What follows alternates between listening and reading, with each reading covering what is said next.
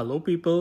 Today I'm going to cook mutton biryani. The food is just a word, but the biryani is emotion like that. English is just a language, but the Tamil is soul. It's an emotion.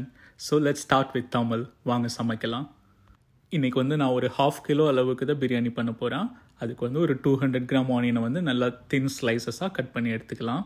Biryani வந்து என்னோட ஒரு signature டிஷ்னு சொல்லலாம். எல்லோரும் வந்து மேகியில் தான் cooking பண்ணி start பண்ணுவாங்க. ஆனால் நான் பிரியாணியிலேருந்து தான் ஸ்டார்ட் பண்ணேன். ஸோ அதனால் அது வந்து எப்பயுமே எனக்கு வந்து ஒரு ஃபேவரட் ஈஸி ரெசிபி. அதே மாதிரி தக்காளி ஒரு 150 கிராமை வந்து தின் ஸ்லைஸாக சாப் பண்ணி எடுத்துக்கலாம். இந்த கேப்பில் நான் உங்களுக்கு ஒரு சின்ன டிப் சொல்கிறேன். நம்ம நல்ல பழுத்த தக்காளி எடுத்தால் ரொம்ப நல்லது. அது ஈஸியாகவும் குக் ஆகிரும், யூனிக் டேஸ்ட் கொடுக்கும். லெமன் ஜூஸ் கூட ஆட் பண்ண தேவையில்லை, அதுலேயே டேங்கினஸ் இருக்கும். இப்போ வந்து நம்மளுக்கு தேவையான புதினா கொத்தமல்லியை நல்லா வாஷ் பண்ணிவிட்டு சாப் பண்ணி தனியாக வச்சுக்கலாம். நான் இப்போ சாப் பண்ணுறது வந்து 2 போர்ஷனாக பிரித்து வச்சுக்கிடுவேன்.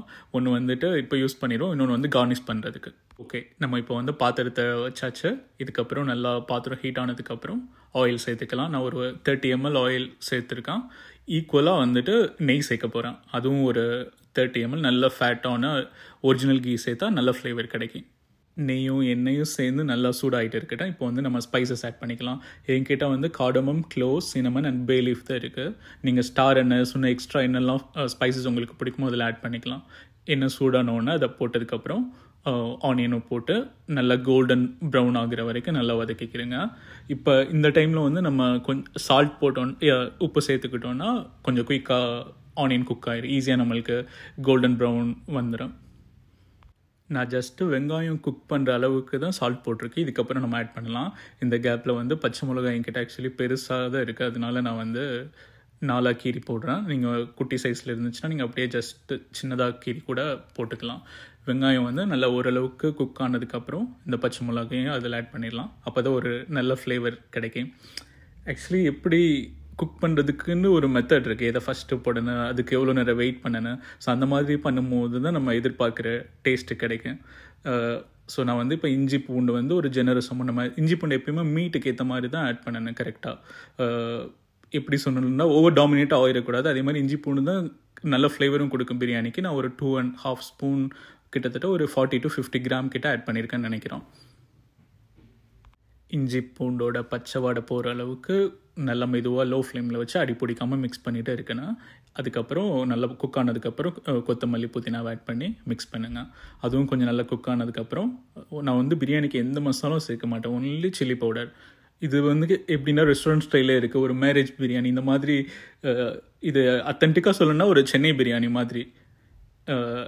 அது மீட் மசாலா எல்லாமே போட்டோன்னா அதை கம்ப்ளீட்டாக டோட்டலாக மாறிடும். ஸோ இப்போ மசாலா ஃப்ளேவர் போனதுக்கப்புறம் நான் தக்காளி ஆட் பண்ணிக்கிறேன். இந்த கேப்லேயும் நம்ம சால்ட் வேணும்னா கொஞ்சம் சேர்த்துக்கலாம், தக்காளி ஈஸியாக குக் ஆகும். ஸோ நான் அதை அப்படியே லோ ஃப்ளேமில் வச்சு லிட்டு போட்டு மூடிட்டான். மசாலா அப்படியே ஸ்லோவாக குக் ஆகிட்டு இருக்கட்டும். இந்த கேப்பில் நம்ம வாஷ் பண்ணி வச்சுருக்கிற மட்டனை வந்து நம்மளுக்கு ஏற்ற மாதிரி கட் பண்ணி எடுத்துக்கலாம். இப்போ நம்ம பெரிய குவான்டிட்டியில் பண்ணோன்னா இப்போ 5 கிலோ இல்லை 10 கிலோ இந்த மாதிரி அளவில் பண்ணும்போது நம்ம பீசஸ் வந்து நார்மலாக பெரிய சைஸில் போடலாம். ஓகே, நல்லா இருக்கும், மீட் அப்படியே இருக்கும். பட் சின்ன குவான்டிட்டியில் பண்ணும்போது குக் பண்ணுறதுக்கும் ஈஸியாக சீக்கிரம் குக் ஆகிடும்ல. ஸோ அதுக்கேற்ற மாதிரி ஒரு மீடியமாக சைஸ் போட்டால் கரெக்டாக இருக்கும், பர்ஃபெக்டாக இருக்கும். நிறைய பீசஸ் இருந்த மாதிரி இருக்கும், நல்லா சாஃப்டாகவும் மீட் இருக்கும். ஸோ இப்போ நல்லா மசாலா வெந்துருச்சு. இந்த டைமில் வந்து நம்ம மட்டனை வந்து ஆட் பண்ணிக்கலாம். எல்லா மட்டனும் வந்து அப்படியே மசாலாவில் மிக்ஸ் பண்ணுற மாதிரி ஸ்லோவாக கிண்டிகிட்டே இருக்குன்னா, அவசரப்பட்டு நம்ம இந்த டைமில் வந்து தண்ணி ஆட் பண்ணிடக்கூடாது, இல்லைனா அந்த ஃப்ளேவரு கிடைக்காது. இந்த மாதிரி பண்ணும்போது தான் அந்த மீட்டில் வந்து நல்லா அந்த அரோமா ஃபுல்லாக அப்படியே அப்சர்வ் பண்ணி மீட் நல்லா ஃப்ளேவர்ஃபுல்லாகவும் இருக்குது, ஜூஸியாகவும் இருக்குது. ஸோ இப்போ வந்து நான் மீட்டுக்கு ஏற்ற மாதிரி சால்ட் போடுறேன். ஆக்சுவலி இதுக்கப்புறம் ஃபைனலாக எப்போ சால்ட் செக் பண்ணணும்னா நம்ம தண்ணி ஆட் பண்ணுவோம் மீட்லாம் குக் ஆனதுக்கப்புறம். அந்த டைமில் தான் சால்ட் வந்து கரெக்டாக கேர்ஃபுல்லாக செக் பண்ணிக்கணும். அப்போ தான் நம்ம எக்ஸ்ட்ரா ஆட் பண்ணதாக இருந்தாலும் ஆட் பண்ணலாம், இல்லை சப்போஸ் எக்ஸ்ட்ரா ஆயிடுச்சுனாலும் ஏதாவது மேனேஜ் பண்ணுறதுக்கு ஆப்ஷன் பார்க்கலாம். ஸோ இந்த டைமில் மட்டன் வெந்துட்டுருக்கிற டைமில் நம்ம ரைஸை வந்து வாஷ் பண்ணி ஊற வச்சிடலாம். ஒரு 30 minutes மேக்ஸிமம் ஊற வச்சா போதும். நான் வந்து கரெக்டாக 2 கப் எடுத்திருக்கேன். அப்படின்னா வாட்டர் குவான்டிட்டி வந்து 3 கப் ஆட் பண்ணணும். ஸோ ரைஸ் ஒரு பக்கம் சோக் ஆகிட்டு இருக்கட்டும். மீட் ஓரளவுக்கு மசாலாவில் வந்து வெந்துருச்சு. இப்போ வந்து நான் கர்ட் வந்து ஒரு 2 டேபிள் ஸ்பூன் ஆட் பண்ணுறேன். நல்லா இருக்கும். இதுக்கு பதிலாக நம்ம லைம் ஜூஸும் சேர்த்துக்கலாம், இல்லை கர்ட் ஆட் பண்ணாமையும் இருக்கலாம்.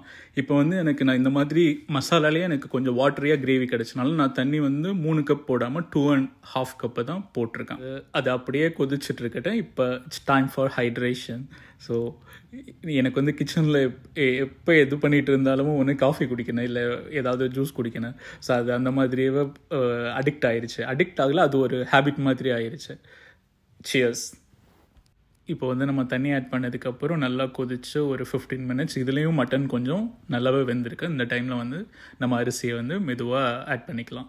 ஃபுல்லாக வாட்டர் கம்ப்ளீட்டாக ட்ரைன் அவுட் பண்ணிவிட்டு ஆட் பண்ணணும். இல்லைன்னா வாட்டர் அதுலேருந்து வாட்டர் எக்ஸ்ட்ரா ஆயிடுச்சுன்னா கண்டிப்பாக நம்மளுக்கு ரைஸோட டெக்ஸ்டர் வந்து டோட்டலாக மாறிடும். அப்படியே ஜென்டலாக மிக்ஸ் பண்ணிவிட்டு லிட் போட்டும் வைக்கலாம். அப்படி இல்லாமல் நம்ம ஓப்பனாகவும் கொஞ்சம் நேரம் வைக்கலாம். தம் போடுறதுக்கு முன்னாடி வாட்டரோட லெவலாக செக் பண்ணுற வரைக்கும் நம்ம ஓப்பனில் கூட வச்சுக்கலாம். ஆனால் நான் வந்து வாட்டர் வெளியில் வந்துருன்ட்டு லிட் போட்டு கவர் பண்ணியிருக்கேன். இந்த கேப்பில் நம்ம வந்து சிக்கன் 65க்கு கோழி கழுவி ரெடி பண்ணிக்கலாம். நான் வந்து ஒரு 4 லெக் பீஸ் எடுத்திருக்கேன். நல்லா கழுவிட்டு அதை கீறுனாதான், இந்த மாதிரி கீறுனாதான் மசாலா உள்ள வர நல்லா இறங்கி கம்ப்ளீட்டாக ஒரு எல்லா பைட்லேயுமே ஒரு ஃப்ளேவர் கிடைக்கும். Just red chilli powder, salt to taste. கலர்ஃபுல்லாக தெரியுறதுன்றதுக்காக நான் வந்து ஆர்டிஃபிஷியல் கலர்லாம் எதுவுமே சேர்க்க மாட்டேன். இப்போ வந்து ஜிஞ்சர் கார்லிக் பேஸ்ட் போடுறோம். அதுவும் நான் முன்னாடியே சொன்ன மாதிரி நம்மளுக்கு எவ்வளோ தேவையோ, அந்த ஃப்ளேவர் எவ்வளோ பிடிக்கும், இல்லை ஒரு பேசிக்காக அந்த மீட்க்கு எவ்வளோ தேவையோ அவ்வளோ போடலாம். நான் வந்து ஒரு 2 டேபிள் ஸ்பூன் வந்து நெய் ஆட் பண்ணுறேன். நீங்கள் வந்து ஆயில் வேணாலும் சேர்த்துக்கலாம், இல்லை அது போடாமையும் இருக்கலாம். இப்போ வந்து ரெட் சில்லி ஃப்ளேக்ஸ், அதுக்கப்புறம் பிளாக் பெப்பர் பவுடர். இதை அப்படியே வந்து நல்லா கையாலேயே மிக்ஸ் பண்ணுங்கள். மிக்ஸ் பண்ணி ஒரு 20 மினிட்ஸ் அப்படியே வச்சுட்டா நல்லா ஃப்ளேவர் உள்ளே இறங்கி கரெக்டாக ரெடியாக இருக்கேன். இது ஒரு டைப். ஆக்சுவலி நம்மளுக்கு எப்படி வேணாலும் வந்து சிக்கன் ரெடி பண்ணலாம். இன்னொரு டைப் இருக்குது. எக் ஆட் பண்ணி கார்ன்ஃப்ளவர் போட்டு ஒரு மாதிரி பேட்டர் ரெடி பண்ணலாம். நிறையா டைப் இருக்குது. ஸோ எப்படி வேணுமோ அந்த மாதிரி பண்ணிக்கலாம். இது ஒரு டைப் ஆஃப் சிக்கன் ஃப்ரை.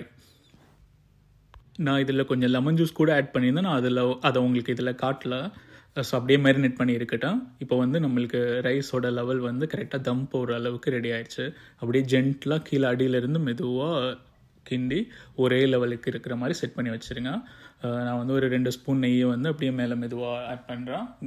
இதுக்கப்புறம் நம்ம ஆல்ரெடி கொஞ்சம் கொத்தமல்லி எடுத்து வச்சுருக்கோம்ல, அதையும் மேலே அப்படியே கார்னிஷ் பண்ணிவிட்டு தம்மில் வந்து போட்டுடலாம். லீஸ்ட் லோ ஃப்ளேமில் போடுறது ரொம்ப நல்லது. இதே வந்து கேஸ் ஸ்டவ்வில் வச்சுருந்தாவோ கீழே ஒரு தவா வைக்கணும். நான் வந்து எலக்ட்ரிக் யூஸ் பண்ணுறனால அந்த மாதிரி நான் எதுவும் வைக்கல. இருக்கிறதுலே லோ ஃப்ளேமில் வச்சு நீங்கள் அதுக்கு ஏற்ற மாதிரி செட் பண்ணிக்கிறீங்க. இப்போ வந்து அது ஒரு பக்கம் தம் ஆகிட்டு இருக்கட்டும். கோழி பொரிக்கிறதுக்கு தவா வச்சு நான் வந்து ஆயில் போட்டுட்ருக்கேன். அவசரப்பட்டு எண்ணெய் சூடாகிறதுக்கு முன்னாடி கோழியை போட்டுறக்கூடாது. அப்படி போட்டோன்னா அப்படியே மசாலா வந்து கம்ப்ளீட்டாக எண்ணெயோடு சேர்ந்து இதாகிடும். எண்ணெய் ஹீட் ஆனதுக்கப்புறம் நல்லா நான் வந்து சிக்கன் பீசஸை மெதுவாக போடுறேன். ஒரே டைம்லேயே என்னால் 4 பீசஸே அந்த தவாவில் வைக்க முடிஞ்சதுனால நான் அப்படியே ஃபுல்லாக போட்டுட்டேன். இல்லைன்னா நீங்கள் அதுக்கேற்ற மாதிரி கொஞ்சம் கொஞ்சமாக கூட பொரித்து எடுத்துக்கலாம். இப்போ வந்து ஒரு பக்கம் சிக்கன் நல்லா வெந்துருச்சு. கரெக்டாக மெதுவாக திருப்பி விட்டு எல்லா பக்கமும் கரெக்டாக குக் ஆகிற மாதிரி பார்த்துக்கிடுங்க. எப்பயுமே நம்ம வந்து டீப் ஃப்ரை பண்ணுற ஃபுட்டை வந்து டிஷ்யூக்கு மேலே வைக்கிறது நல்லது. ஏன்னா அது தேவையில்லாத ஆயிலை வந்து ஆல்மோஸ்ட் அப்சர்வ் பண்ணி எடுத்துக்கிறோம். ஸோ அது எப்பயுமே பெட்டர். இப்போ வந்து நம்ம தம் உடைக்கலாம். ரைஸ் வந்து நல்லாவே ரெடி ஆகிருக்கு. கன்சிஸ்டன்சி எப்படி சொல்கிறதுன்னா ஃப்ளேக்கியாக இருக்குது, நல்ல ஃப்ளேவர்ஃபுல்லாகவும் இருக்குது. பாதி பேருக்கு மட்டன் பிரியாணின்றப்ப ஸ்டிக்கியாக இருக்கிறது பிடிக்கும், பாதி பேருக்கு வந்து நல்ல உதிரியாக இருக்கிறது பிடிக்கும். இது வந்து ரெண்டுக்குமே நடுப்பட்ட ஒரு கன்சிஸ்டன்சியில் வந்திருக்கு. உண்மையிலே சொல்லப்போனால் என்னால் மட்டனை பிச்சு காட்டவும் முடியல, பயங்கர சூடாக இருக்குது. நான் இமீடியட்டாக பிளேட்டிங் பண்ணிட்டேன் பயங்கர பசியில். அதனால் நான் உங்களுக்கு வந்து சிக்கன் பீஸ் வச்சு ட்ரை பண்ணி காட்டுறேன். அப்படியே கோழியை கொஞ்சம் பிச்சு வச்சு அதில் ஆனியன் ரைத்தாவை எடுத்து வச்சு ஒரு வாய். இப்போ வந்து நம்ம மட்டன் செக் பண்ணலாம். ரொம்ப சாஃப்டாக ஜூஸியாக டெண்டராக நல்லாவே குக் ஆகிருக்கு. உண்மையை சொல்லணுன்னா டேஸ்ட் எப்படி இருந்துச்சுன்னா ஃப்ரெஷ்ஷாக ஒரு கல்யாண வீட்டுக்கு போயிட்டு வந்து ஃபீல் கொடுத்துருச்சு. அஸ் யூஷுவல் நான் பால்கனிலேருந்து என்னோடய ஃபுட்டை சாப்பிட போகிறேன். அது எனக்கு அப்போ தான் ஒரு சாப்பிட்ட ஃபீலாக இருக்கேன். தேங்க்யூ ஸோ மச் ஃபார் வாட்சிங். See you next time with another delicacy. Until then, bye.